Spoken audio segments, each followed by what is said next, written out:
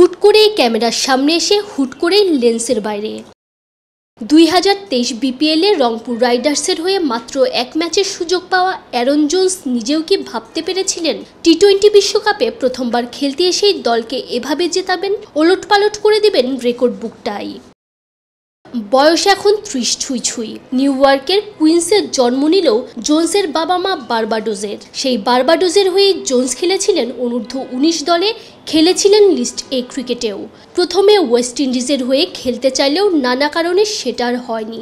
2013 সালে সোশ্যাল মিডিয়ায় এক পোস্টে জোন্স লিখেছিলেন, আমারও সময় আসবে, কখনো হাল ছাড়ব না। সেই জোন্স সত্যিই হাল ছাড়েননি। কানাডার বিপক্ষে খেলতে নামার আগের দিন নিজ দল যুক্তরাষ্ট্রের জন্য পোস্ট করেছিলেন, তুমি আমাকে অমূল্য জীবন দিয়েছ, জীবনে আমি তোমার জন্যই বাঁচব। বিশ্বকাপের প্রথম ম্যাচে তার খেলা দেখে অবশ্য সেটাই মনে হলো। দলের জন্য সহ অধিনায়ক জোন্স ঠিক কি করতে পারেন দিলেন তারই প্রমাণ। জোন্সের ব্যক্তিগত রেকর্ডের খাতায় এখন তার সামনে আছে শুধুমাত্র ক্রিস গেইল। টি-20 বিশ্বকাপে নিজের প্রথম ম্যাচে সাউথ আফ্রিকার বিপক্ষে 117 রান করেছিলেন ক্যারিবীয় তারকা। এরপর জোন্সের 94 এখন দ্বিতীয় সর্বোচ্চ।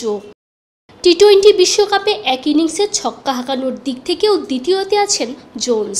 তৃতীয় উইকেট জুটিতে আন্দ্রেস গুসের সাথে দ্বিতীয় সর্বোচ্চ রানের পার্টনারশিপ। যুক্তরাষ্ট্রের হয়ে দ্রুততম হাফ সেঞ্চুরি, আইসিসির সহযোগী দেশ হিসেবে সর্বোচ্চ রান তাড়া করে জেতা। এক ইনিংসেই অ্যারন জোন্স গড়ে ফেললেন 9টা রেকর্ড।